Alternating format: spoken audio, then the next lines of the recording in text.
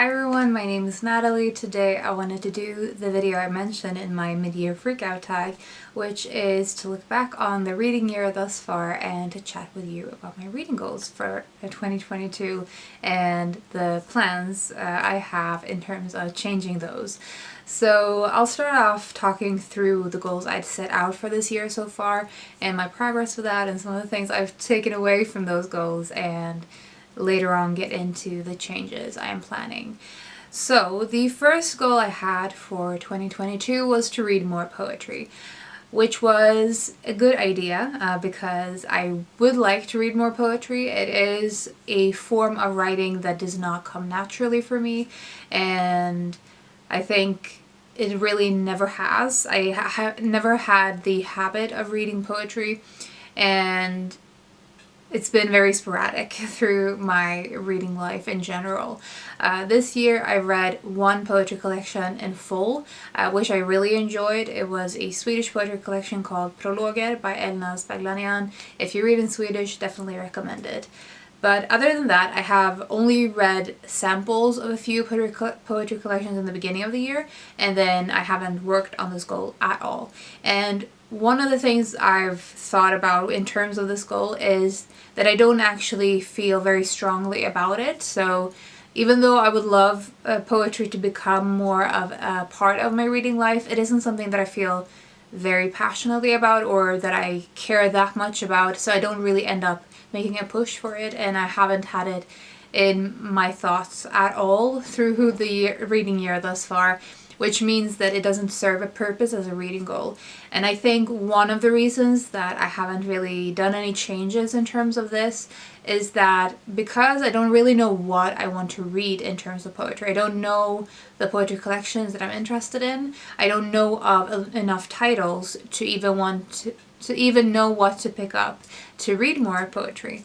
And so I think the first thing I need to do is to just become more aware of what is out there, to pay attention to people's reviews on Instagram and other medias, to pay more attention when I'm looking through catalogs of various publishers, and when I'm in browsing in a bookstore or in a library, just to pay more attention to those books. And through knowing what is available and through knowing what I'm interested in, being easier to actually accomplish reading more poetry. So I think what I've learned from having this as a goal is that I am not at a point where having this as a goal is helpful. I need to first of all change sort of my awareness level of what is available before I can increase my actual reading of it. So this, I would say that this is sort of a completed goal because it hasn't served a purpose for me, and I won't be continuing on with it for the rest of the year. But it's entirely possible that I still end up reading more poetry in the rest of this year, but I won't be having it as a main focus. I think there's some things that needs to happen before this could even become a goal. So that is where I'm leaving the situation with the poetry, and we'll see whether or not I sort of pick up on this goal later, at a later point.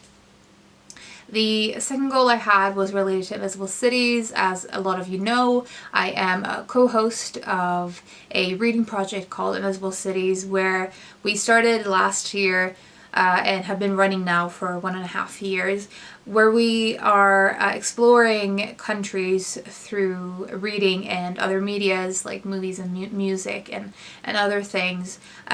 We started off having 3 countries per month that we focused on, and now we're down to 2 countries per month.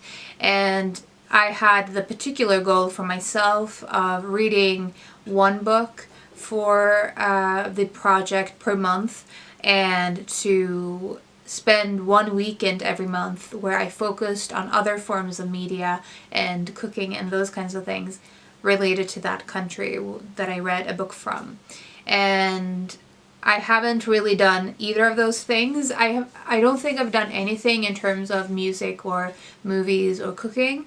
And in terms of my reading for this project, I've read 1 book for Algeria in the beginning of the year, in January, and then I've read 1 book for Indonesia this month. I've been thinking a lot about why I've been so why I've been avoiding reading for this project, and I think it comes down to a sense of pressure of a task that I need to do, and that my mentality surrounding the project has completely shifted from its original intent, which the whole point of the project, why we started, was to encourage others to read more in translation, and to ourselves also read more in translation, and to have fun with it, to have it as a cultural immersion project. So it was meant to be a curiosity driven and fun experience. And in the beginning it really was for me. I was reading from various countries and listening to music and doing other things that really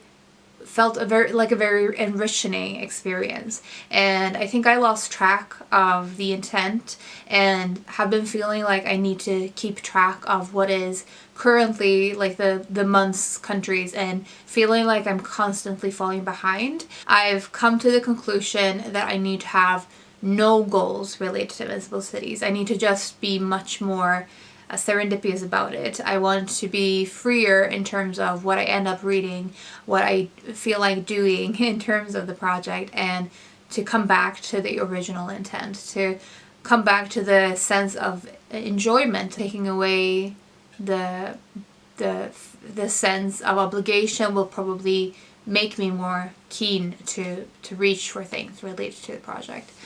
The last goal that I had this year was to read one book at a time. I ended up being a lot busier this year than I had anticipated, and I think I had made this particular goal with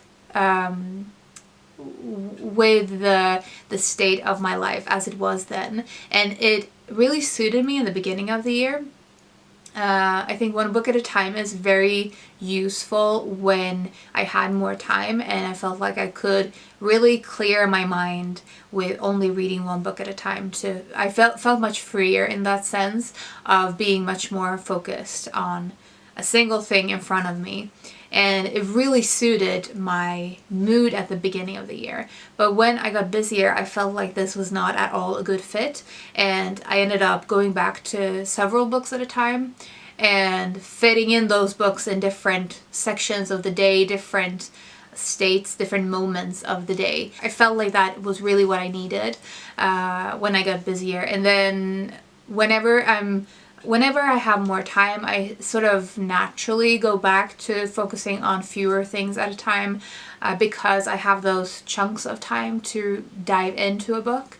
And so I think, again, what I've come to learn from this, having this as a goal, is that I don't have to choose one or the other. I can fluctuate between the two states, and I actually feel myself doing this without really needing to think about it. I do this subconsciously.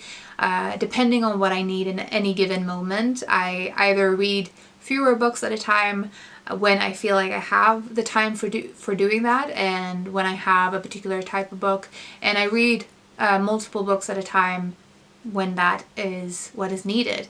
And so again, I think this goal is completed because it has given me the information I needed to know how to approach this going forward. Both the reading one book at a time and reading several at a time have their own pros and cons, and depending on where my mind is at, what I need, I can benefit from either one of those.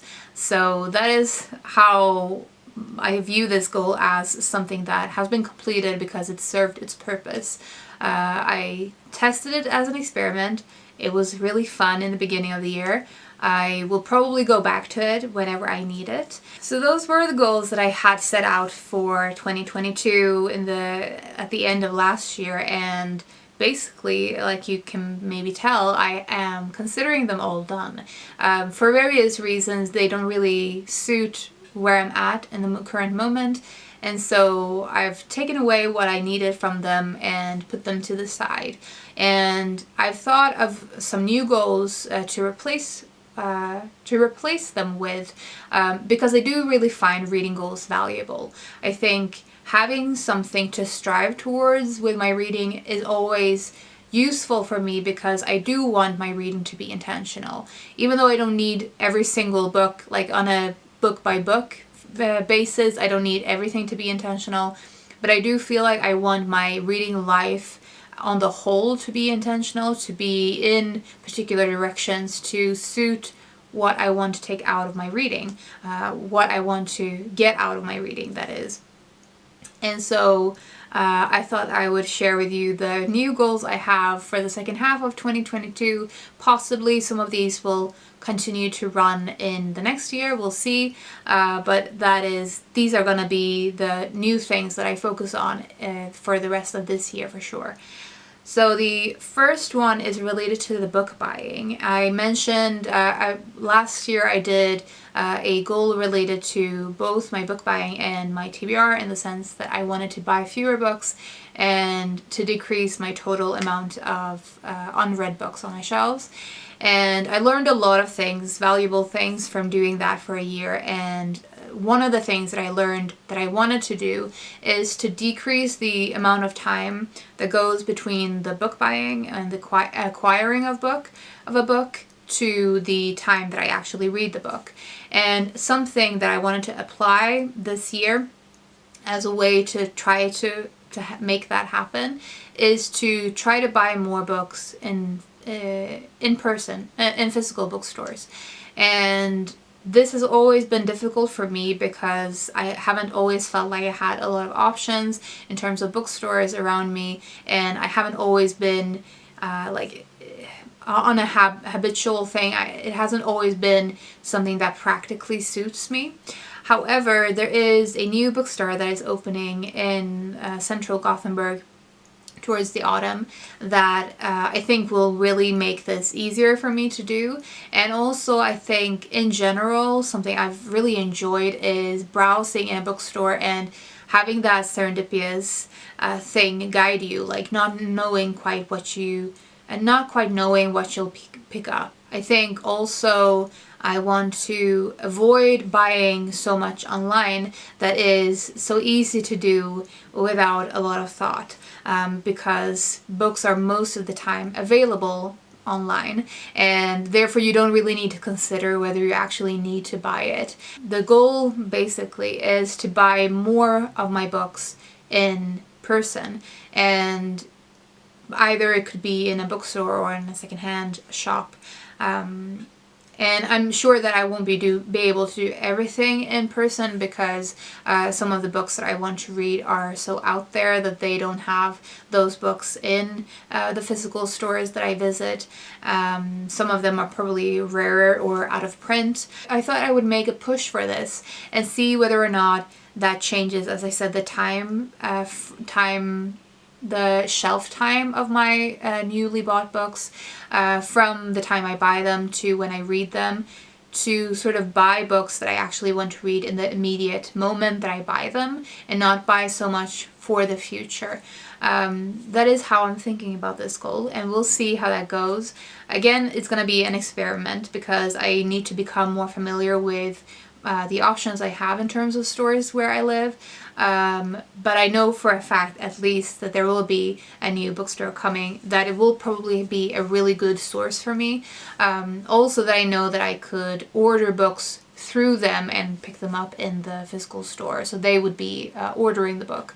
And that would also be a way for me to support my local indie, which is something I would really love to do. So I think this goal is sort of both a way to change my book buying habits, but also I would really love to support some of the bookstores I have in my city and that I haven't always prioritized because it's so easy to buy books online.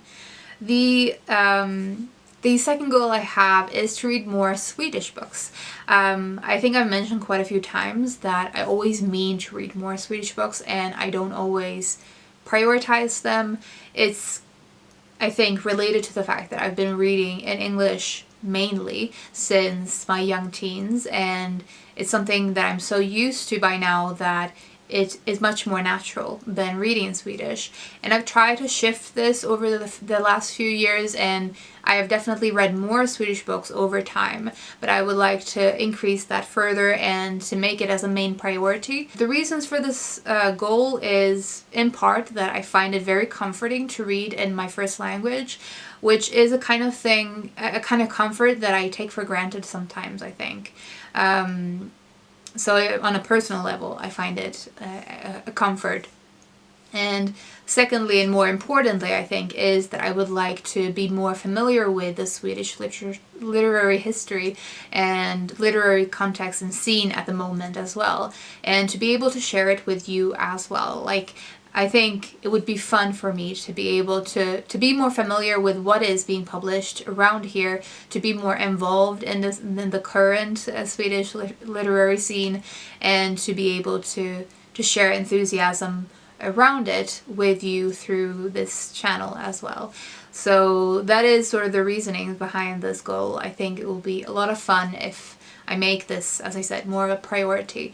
I would also, kind of in connection with this, read more Scandinavian literature in general, and particularly I would love to get to a point where reading in Norwegian and Danish became as comfortable as reading in English, because Danish and Norwegian is fairly close to Swedish. It really shouldn't be that difficult. It's just a habit that I don't have, and I think I could easily make that a habit. So that is sort of a bonus goal for this, is I would love to also read more Scandinavian authors, not just Swedish, and to get to some of those in Norwegian and Danish. We'll see how that goes. It's going to be interesting to see how difficult it feels to read in these neighboring languages as well. The last goal I have for this year is also sort of connected to something I mentioned in the beginning of the year, and that is I would like to read more from my 22 and 22 authors.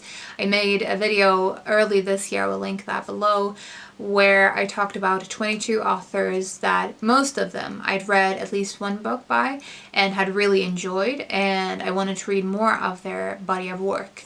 And two of the authors on the list I have read more from this year. A.A. Milne, I've read 2 of his essay collections, and Shirley Jackson, I've read 2 of her memoirs this year. And both of those have been very, very enjoyable, obviously, because they are authors I really like.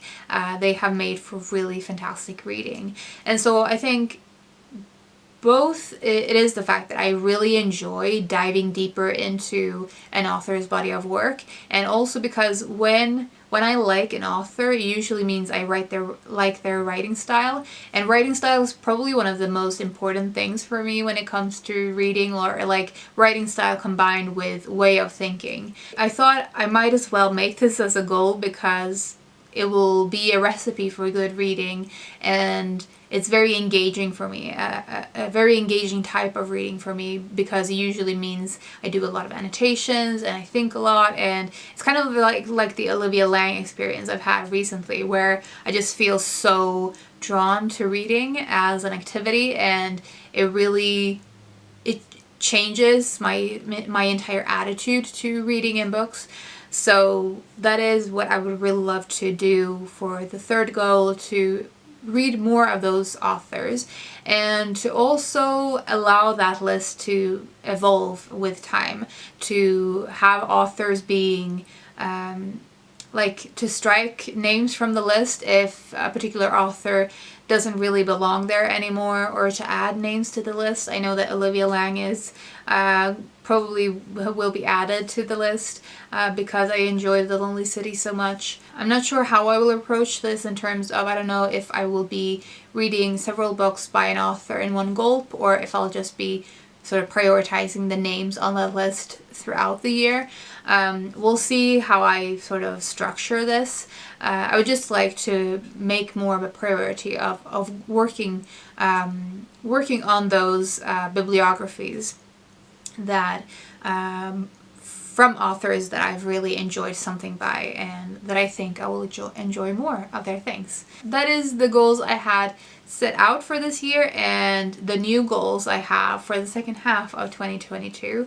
I would love to know, did you make any goals for this year? How have they gone so far? Have you abandoned any of them? Have you made any changes? What are your thoughts on reading goals in general? Like I said, I really like them, but I always view them as intentions and aims rather than having something very structured, which suits me very well. And I also don't view them as set in stone clearly, because I have abandoned them or given up on them and put them to the side when they don't serve me anymore, because their purpose is to be helpful and to steer me. And if I no longer feel that they are important, then I will obviously adjust. Which is what I've done today. So that is what I wanted to say for this video. Thank you very much for watching. Hope you're all doing really well, and I'll talk to you soon.